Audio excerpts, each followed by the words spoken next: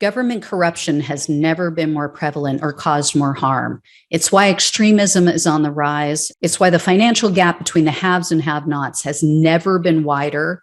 And it's why our planet is at risk of an extinction level tragedy. That's why I need your help to keep exposing the truth about the rot on both sides of the aisle. Become a supporter or a friend of the show today by clicking on the coffee link in the description box below. Friends of the show join me on a Zoom hangout once a month, and you guys can ask me any questions you want, and I can get to know you better.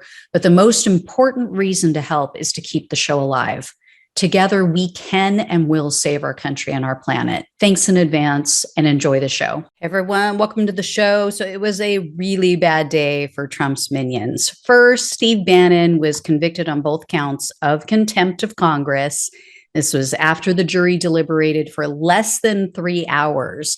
Bannon, as you probably know, was on trial for refusing to comply with the January 6th committee subpoena.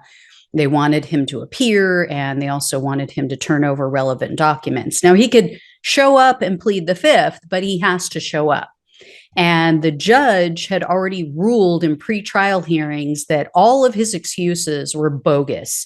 The judge said none of them could be used at the trial. In fact, his attorney said, what's the point in having a trial if we have no defense? And the judge said, yeah, I agree. So he seemed to want Bannon, or, feel that it would be best for Bannon to just take a plea, and he refused. And the judge was U.S. District Judge Carl Nichols. He's a Trump appointee. So he's by no means some liberal Democrat loving justice. So sentencing is scheduled for October 21st, and he's looking at a mandatory minimum of 30 days in jail. I mean, that's a given. He's going to do at least 30 days. Each of the two counts, though, comes with up to 1 year in prison. So it could be more. My guess is that Nichols is going to go with the minimum, but we'll see. Now, what's hysterical is that Bannon repeatedly went on his podcast and he kept telling his audience that he was going to go, quote, medieval on the committee. And he made it sound like this was a done deal. This was a slam dunk. He was going to win, face no consequences, blah, blah, blah. So today, after he left the courthouse, he told reporters, quote, I only have one disappointment, and that is that gutless members of that show trial committee, the January 6th committee, didn't have the guts to come here and testify. As if that's really a thing, as if that's what they're supposed to do.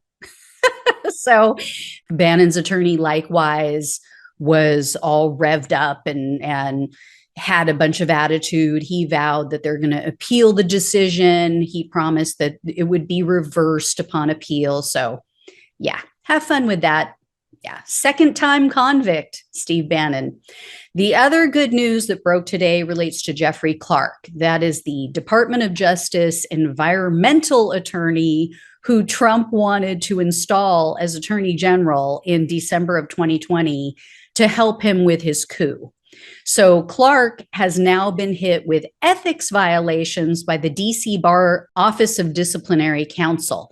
The violations center around Clark's drafting of that erroneous letter. You guys probably remember he wanted to send it to Georgia officials and possibly other states.